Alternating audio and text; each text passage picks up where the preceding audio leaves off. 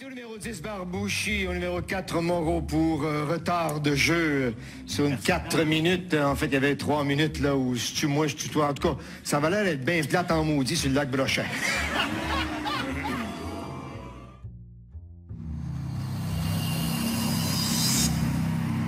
Bonjour. Oui, ça fait un petit bout de temps que j'ai pas fait de vidéo, évidemment.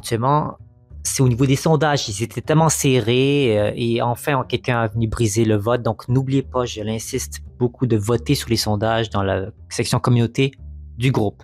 Faites-le parce que si le vote n'est pas serré, j'enlève les sondages et je laisse place au nouveau. Si c'est serré, je les laisse là. Donc ils vont rester là aussi longtemps que le vote sera brisé parce que je veux vraiment que ce soit vous qui décidiez quelle sera la prochaine pune. Donc sans plus tarder, bienvenue à l'épisode 6 de Explique la ta pune. Donc maintenant, on va parler du jeu retardé, le retard de jeu. Qu'est-ce que c'est? Eh bien, ça c'est qu'on a vu souvent des pénalités qui sont plus propices chez les professionnels et d'autres qui sont plus propices chez les débutants. Ça c'est une pénalité qui est plus propice chez les débutants parce que on peut se perdre. On est trop gentil et on veut trop être généreux puis donner beaucoup de propositions, mais en même temps, on ne laisse pas avancer l'histoire. Il faut qu'il y ait un antagoniste. C'est dans chaque histoire, dans le schéma actantiel littéraire, si vous avez étudié ce concept, vous vous en souvenez au moins, du moins. Il y a des protagonistes dans une histoire. Éventuellement, il y a un climax, c'est-à-dire une situation problématique, une problématique. Il faut la résoudre. Il y a plusieurs péripéties par après afin de résoudre celle-ci. Et le but à la conclusion, c'est de retrouver un état du plus ou moins normal, ou comme avant, du début de l'histoire. Donc, s'il manque ça, et l'arbitre voit qu'il tourne trop autour du pot, il va sévir. Et ça, c'est une pénalité, une bonne pénalité à recevoir. J'avais dit la dernière fois, une majeure, c'est pas une pénalité que vous voulez recevoir. Ça, c'est l'inverse complet. Vous voulez recevoir cette pénalité-là parce que ça force le jeu à se s'enclencher vers une autre version, une version plus dynamique, plus vivante, plus constructive, plus intéressante. Parce qu'oubliez pas, il y a le public aussi. Le public est venu voir un spectacle. Il ne sait pas ce que vous allez jouer. Vous savez pas ce que vous allez jouer. C'est le concept de l'improvisation, certes. Mais c'est de rendre ça intéressant. Donc, je vous donne un truc pour pas avoir cette pénalité-là. Vous devenez l'antagoniste s'il faut. Faut pas, moi je suis pas bon pour faire les mauvaises personnes ou les problématiques ou les méchants. Non. Faites-le. Comme ça, ça va automatiquement créer un conflit. Je vous l'ai dit, les 3 principales règles dans l'improvisation, c'est le lien qui unit les 2 personnes, si vous êtes voisins, vous êtes des frères, des sœurs ou je ne sais quoi, le lieu où ce que vous êtes et vos prénoms.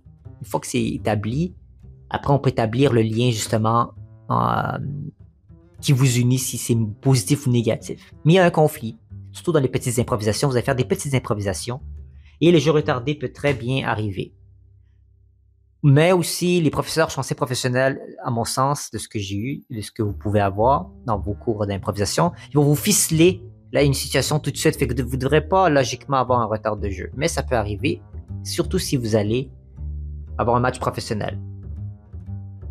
À la fin de vos cours, vous allez sûrement peut-être avoir un match, vous avez des billets et les gens vont venir vous voir. Et l'arbitre peut sévir pour dire retard de jeu ou voilà. Voilà, faites attention avec ça. Les professionnels peuvent aussi avoir cette pénalité-là, on l'a vu. Mais ça, c'est vraiment s'ils veulent pas jouer l'impro, ils sont juste pas inspirés par le thème. Habituellement, ils sont assez professionnels pour pouvoir trouver une façon de rendre l'improvisation intéressante. Ou à leur avantage. Donc, jeu retardé, c'est une pénalité qui est importante à avoir. Mais une pénalité à avoir, oui, pour vous réveiller. C'est une pénalité qui réveille. Mais c'est une pénalité qui, si vous la recevez plusieurs fois dans un jeu, c'est parce que vous devez... c'est pas pour rien qu'on vous dit, avant un match d'improvisation, mangez vos fruits et légumes, buvez beaucoup d'eau, couchez-vous tôt. Parce que ça va éveiller votre cerveau. Ça va vous permettre d'être très extensible et malléable dans votre style de jeu. Vous ne devrez pas vous endormir. Parce que ça paraît, hein, des gens qui ont des mauvais matchs, ils sont pas à leur meilleur, ils sont pas en pleine forme, et ça paraît, et ça peut donner des pénalités telles que retard de jeu.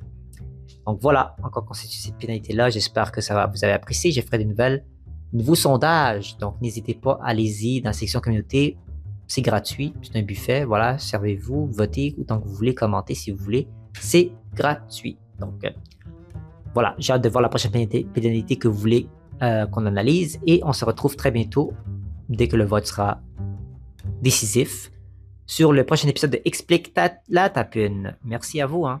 Au revoir.